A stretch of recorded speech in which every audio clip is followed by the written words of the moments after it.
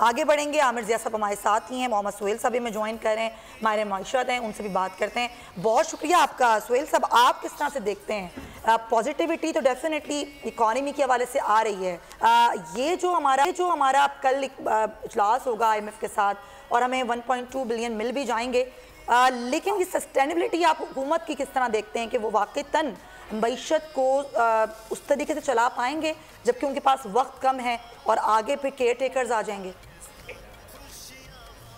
बिस्मिल्लाहिर्रहमानिर्रहीम। देखें, अव्वल तो ये कि जितना परसेप्शन इकोनॉमी का बुरा था, शायद इकोनॉमी की हालत उतनी बुरी नहीं थी। अच्छा। इस वजह से जो चीज़ें बेहतर हो रही हैं तो वो शायद लोगों को ताजुब खेज लग रही हैं। दूसरी जानिब जो IMF का जो लोन अप्रूव हुआ है उसमें दो चीज़ें बड़ी डिफरेंट थी। एक तो इन्होंने साइज भी बढ़ा दिया और 9 महीने टेन्योर बढ़ा दिया, यानी तीनों हुकूमत में ये एक एक किस्त मिलेगी। और इसका पॉजिटिव इम्पैक्ट ये हुआ कि रेटिंग जो है वो भी फिच ने बहुत जल्दी हमारे हिसाब से अपग्रेड कर दी। इसी तरह सऊदी अरेबिया ने भी IMF के बोर्ड अप्रूवल से पहले ही पैसे रिलीज कर दिए। तो ये सारी चीज़ें जो है प्लेजेंट सरप्राइज कर लें, या मेरे लिए तो तीनों चीज़ें तवक्कुआत से बेहतर हैं। जहाँ तक आपका सवाल है कि ये हुकूमत कर सकेगी कि नहीं कर सकेगी, मेरे ख्याल में ये हुकूमत का तो जो काम था वो कर चुकी, क्योंकि उनको पहली ही किस्त जो थी इस हुकूमत को मिलनी थी, जो कल या परसों अप्रूव हो जाएगी। अब तो चैलेंज जो किस्त है वो रिव्यू होगा कोई अक्टूबर नवंबर में, जब केयरटेकर गवर्नमेंट होगी, और फिर तीसरा टेस्ट होगा जब नई हुकूमत है आएगी, और फरवरी मार्च में जो फाइनल रिव्यू होगा। तो मेरे ख्याल में तो इस हुकूमत का काफ़ी हद तक जो काम था IMF से रिलेटेड उन्होंने कर दिया है, और अब सारा जो है रिस्पॉन्सिबिलिटी केयरटेकर हुकूमत पर होगी। लेकिन आपने कहा ना ये केयरटेकर हुकूमत आएगी, फिर जाहिर सी बात है उसके ये एक इकोनॉमी के हवाले से एक चार्टर बनाया जाएगा जिस पर ये भी अमल करेंगे, केयरटेकर भी अमल करेगी, और फिर उसके बाद जब इलेक्शंस होते हैं और नई हुकूमत आती है, क्योंकि आपने कहा कि हर दफ़ा IMF की रकम आने से पहले जायजा होगा, तो ये तमाम चीज़ें पहले से डिसाइडेड हैं। ये IMF का टिपिकल प्रोग्राम है, हर दफ़ा रिव्यू होता है। जो पिछला प्रोग्राम 9th रिव्यू में मुनक़ता हो गया था, इससे साम से इसके भी रिव्यूज़ होंगे। जो केयरटेकर हुकूमत है उसको भी कंप्लाई करना पड़ेगा, और जो अगली हुकूमत है उसको भी करना पड़ेगा। और बज़ाहिर होता ये रहा है, जिस तरह पिछली हुकूमत ने और या इस हुकूमत ने जो ताख़ीर की IMF के कंडीशन मीट करने में, उनके पॉलिटिकल मकासद थे। एक तो पॉलिटिकल नॉइज़ था, अपोजिशन और हुकूमत में रस्साकुशी थी, फिर इलेक्शन आने वाले थे, बट अभी ऐसा कोई ना वो पॉलिटिकल नॉइज़ है, ना हुकूमत अगली जो केयरटेकर हुकूमत को इलेक्शन। तो आपको लगता है कि वो भी अब सब ठीक रहेगा? अच्छा आमिर साहब, यही सवाल मैं आपसे करूं कि क्योंकि एक जायज़ा नवंबर में है, फिर दूसरा फरवरी 2024 में है, उस वक्त ज़ाहिर केयर टेकर के बाद फिर डेफिनेटली अगर इलेक्शंस हो गए इस साल तो फिर दूसरी हुकूमत आ जाएगी। लेकिन कुछ जो माहिर मुआशियात हैं वो ये कहते हैं कि कोई ऐसी कानून साजी हुकूमत कर ले कि कोई हुकूमत आए या जाए, लेकिन IMF से जो आपकी डीलिंग हो रही है वो एक हो, ताकि वो मामला ना बिगड़े। क्योंकि This half-hourly clock is brought to you by Golden Pearl Hair Off Hair Removing Cream and Welcome to को जो है एक प्रोग्राम मिल रहा है, तो उसका मकसद यही हुआ कि देखें, एक तो हमारे यहाँ ठीक है ना कि डेमोक्रेटिक इलेक्टेड गवर्नमेंट है, उसके अलावा जो है आपकी एक इस्टेब्लिशमेंट भी है, और इस्टेब्लिशमेंट जो है वो मुसलसल रहती है। अच्छा, इस बात का जो है कहते हैं ना इजहार वज़ीर आज़म साहब ने भी किया है कि जनाब आर्मी चीफ का क्या किरदार था इस पूरे मतलब है चीज़ों को कहते हैं ना कि पॉसिबल बनाने में। तो हमें समझना ये होगा कि यहाँ पर जो है कि कंटिन्यूटी ऑफ पॉलिसी रहेगी, और इसीलिए आप देखें कि 3 हुकूमतों में जब तकसीम हो रहा है, जैसे कि सुहेल साहब ने बड़ा अच्छा उन्होंने पॉइंट उठाया कि जनाब एक केयर टेकर गवर्नमेंट आएगी, उसको दूसरी किस्त मिलनी है, और तीसरी किस्त जो है वो नई गवर्नमेंट को मिलेगी।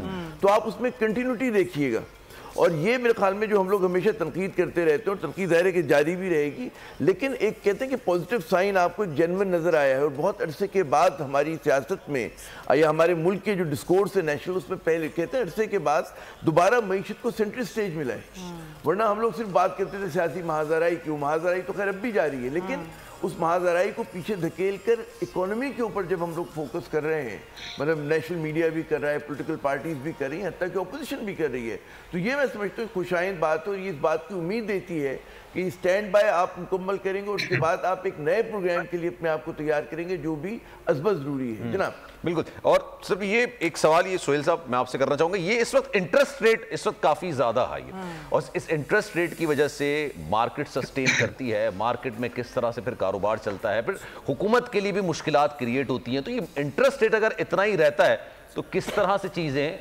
आप समझ लें कि नॉर्मलाइज होंगी? देखिए, अच्छा सवाल है आपका। बज़ाहिर लगता है कि इंटरेस्ट रेट सस्टेन नहीं करेगा, क्योंकि हमने पाकिस्तान की भी तारीख उठा लें और जो श्रीलंका के साथ IMF का एग्रीमेंट हुआ, जब करेंसी में स्टेबिलिटी आती है तो उसके कुछ अरसे के बाद इन्फ्लेशन कम होना शुरू हो जाता है। तो वैसे पाकिस्तान में तो देखें SPI इन्फ्लेशन वीकली है, वो भी गिरना शुरू हो गया है और जो मंथली इन्फ्लेशन आता है वो 38 से 29% हो गया है। हमारी एक्सपेक्टेशन है कि अगला महीना और कम होगा। तो बज़ाहिर हमें तो लगता है कि 4 से 6 माह के बाद अगर पॉलिटिकल हालात पुरअमन रहे, अगर तीनों हुकूमतों ने IMF की कंडीशंस को पूरा किया, तो हमें लगता है कि बड़ी तेजी से साल के आखिर में, अगर साल के आखिर में नहीं तो अगले साल के शुरू में। तो सोहेल साहब, IPO में कंपनीज और जो गवर्नमेंट है वो पैसा जनरेट कर सकेंगी, आपको लगता है सिचुएशन में? नहीं, जब इंटरेस्ट रेट कम होंगे तो पैसा जनरेट करना या पैसा कमाना आसान होता है। और जहाँ तक आपने कहा कि बोरोइंग कर सकेगी, देखिए वो तो सरकार तो पॉलिसी रेट पे बोरो करती है। पॉलिसी रेट 15 होगा तो भी सरकार को पैसा मिलेगा, पॉलिसी रेट 35 होगा तो भी सरकार को मिलेगा। मगर पॉलिसी रेट को ज्यादा इसलिए रखा गया है कि करेंसी में और इकोनॉमी में इस्तेकाम आए, और हमें लगता है कि 4-6 महीने के बाद जब वो काफी हद तक इस्तेकाम आ जाएगा तो सेंट्रल बैंक, जिस तरह हमने श्रीलंका में देखा, वो इंटरेस्ट रेट गिराना शुरू कर देगा।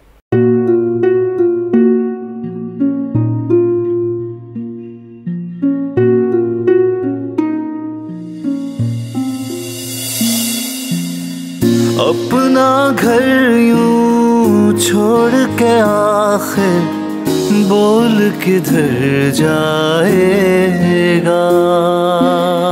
ये जो पड़ा है वक्त कड़ा है, वक्त गुजर जाएगा।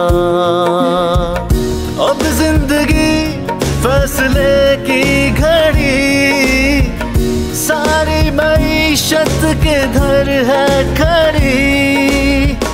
करने पड़ेंगे कठिन फैसले, तुझ पे ये कैसी आन पड़ी।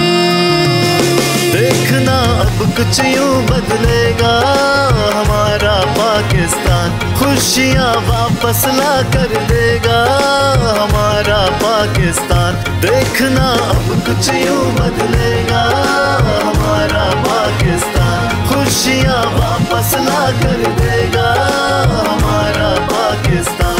देखना अपनी पहचान के लिए बोल, पाकिस्तान के लिए बोल, हमारा पाकिस्तान, मिशन मईशत। देखना